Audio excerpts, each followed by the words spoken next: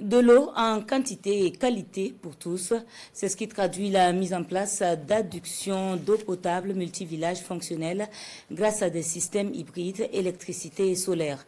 Une mise en œuvre du plan d'action pour la stabilisation et le développement du ministère de l'eau et de l'assainissement. Le premier responsable était à Konki-Ipala pour une visite des réalisations au niveau des infrastructures. Le constat de Issoufou Kaboré et Moussaki.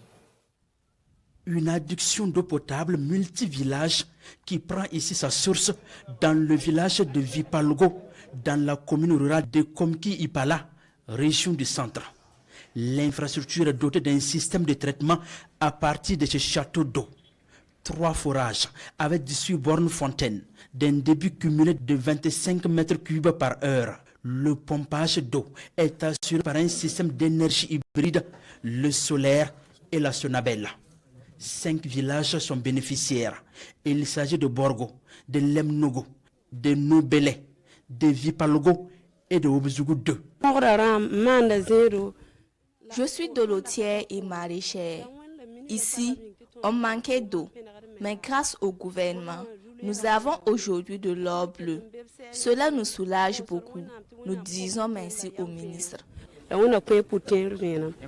système en fait est composé en fait de 3 centres de production.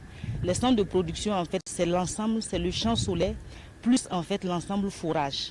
Ensuite nous avons le réservoir qui est un réservoir de 100 mètres cubes et nous avons également les points de décès qui sont en fait les bornes fontaines. Donc lorsque en fait le forage est réalisé, nous avons en fait un réseau qui quitte au niveau des centres de production qu'on appelle le réseau de refoulement et qui amène l'eau au niveau du château. La distance minimale en fait entre les différents centres de production, c'est-à-dire les villages qui abritent les forages, est d'environ, on a une distance minimale de 8 km. Cette adduction d'eau potable multivillage a coûté plus de 450 millions de francs CFA au ministère de l'Environnement, de l'eau et de l'assainissement.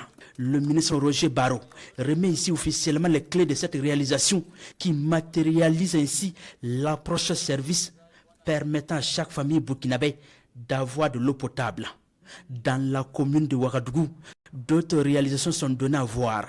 Des latrines publiques et mobiles sont ici installées avec toutes les commodités pour soulager les populations de la capitale burkinabé. Au minimum 10 000 personnes vont avoir de l'eau chez eux. On peut qualifier de cela l'ONEA en milieu rural.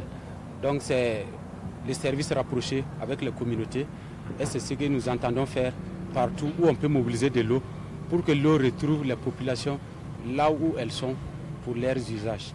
Également, nous avons procédé tout de suite à la remise des clés des toilettes publiques à la commune de Ouagadougou. C'était un besoin urgent. Donc ici, c'est une remise symbolique. Il y en a sur plusieurs autres sites dans la commune de Ouagadougou ainsi que dans la commune de Bobo, de la Soye de Koudougou, avec les différentes modalités d'usage. Là, vraiment, nous sommes très réconfortés dans notre quête du développement rural qui se manifeste aujourd'hui par la remise de ces châteaux d'eau. Ici aussi, comme par le don de 5 latrines mobiles.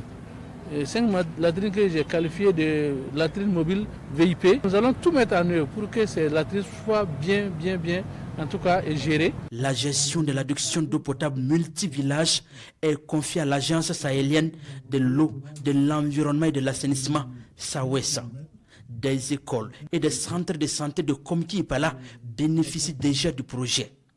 Des réalisations qui viennent matérialiser la mise en œuvre du plan d'action pour la stabilisation et le développement, volet accès à l'eau et à l'assainissement et contribue ainsi à l'atteinte des objectifs de développement durable au Burkina Faso d'ici à 2030.